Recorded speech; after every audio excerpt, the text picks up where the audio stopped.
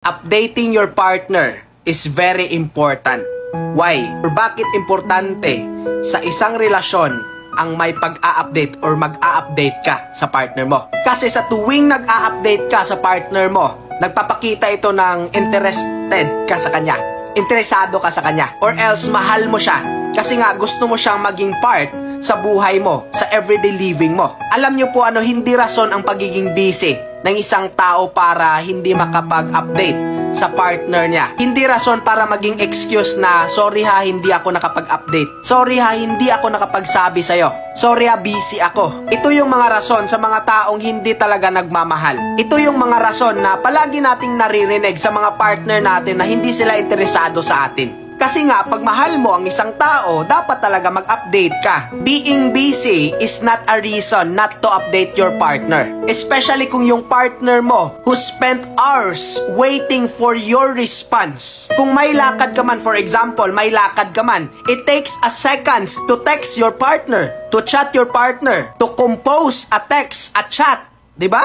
It takes a second, a minute to text your partner or chat your partner na, love, nandito ako. Ito ang gagawin ko ngayon. Sorry ha, hindi ako makapag-chat sa'yo kasi busy na busy ako. Yan! Yan ang totoong nagmamahal. Hindi yung alibay na busy ako, love. Sorry ha, hindi pag pinapagalitan mo, nagagalit din. O ano na? Pag pinapagalitan mo kasi hindi nag-update tapos nagagalit din sa'yo. O diba? It takes a second to update your partner. Ano ba naman ang ilang segundo lang para magpaalam ka sa partner mo? Alam nyo po pakinggan nyo po itong mabuti. Entering a relationship is a big responsibility. Dapat mong malaman na big responsibility yan. And if you can't handle the bare minimum that she asks for, then wag ka na lang pumasok sa relationship.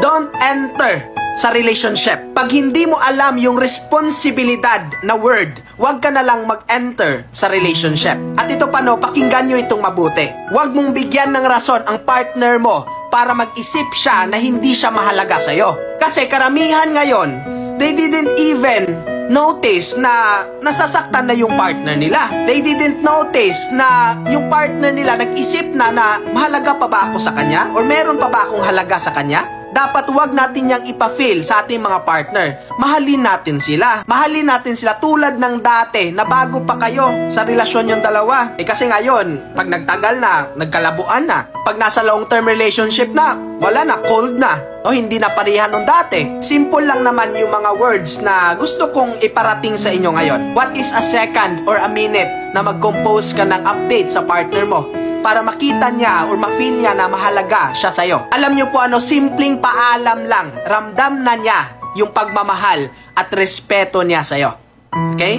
Dapat mo itong maintindihan.